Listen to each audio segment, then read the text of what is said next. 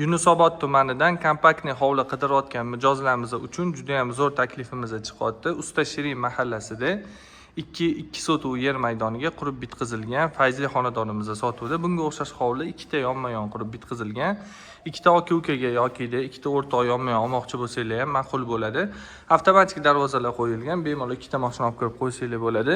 Yozgi oshxonamiz kirishimiz bilan hovlimizda joylashgan. Afzallik tomoni hovlimizni ko'cha qismida, ya'ni bitta mashina uchun navesli joy qoldirilgan. Hovlimizning o'rta qismida zeleniy zona. Binomiz 3 qavatli jiloy maydoni 225 kvadrat metr, 5 ta xona, 4 ta sanuzel. Hamma sharoitlar qilib qo'yilgan. Sizlarga ko'rsatib chiroyli tushuntirib beraman uyimizning remontlarini va planirovkalarini. Kirishimiz bilan meshkomnatniy koridor, ikkinchi qavatga va podvalga tushadigan lesnitsa. Birinchi xonamiz oshxona.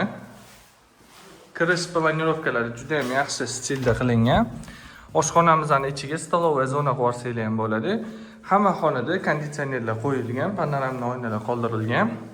Odamni ko'zini charchatmaydigan stilda remont qilib bitkazilgan. Chap qo'limizda umumiy sanuzel joylashgan, hojatxona. To'rtdagi xonamizda zal. Mehmonlar bemalol shu yerda kutaverasizlar. Orqa hovli qoldirilgan, havo aylanishi, quyosh tushishi hammasi hisobga olingan. Va birinchi qavatga tegishli spalni. Spalnimizning razmeri kattagina.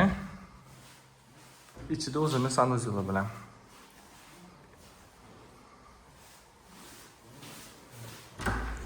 Sizlarga uyimizning ikkinchi qavatini ko'rsatib o'taman.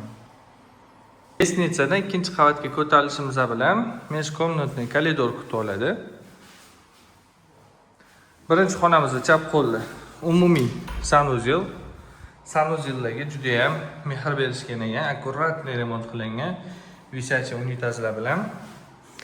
Keyingi xonamizda ota-onalar uchun mo'ljallangan master spalni ichida o'zini sanuzel garderobi bilan oynalar ko'chaga qaragan, kichkina balkonchik qoldirilgan garderob va sanuzel joylashgan.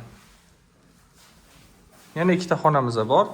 Bittasi kattagina zal. Endi sotib oladigan odamlar xohlasanglar spalni qo'rsanglar ham bo'ladi. Sababi hozir bitta uyda ko'pincha bitta zalda yetarli bo'ladi. Katta razmeri va bitta bolali yotoqxonasi.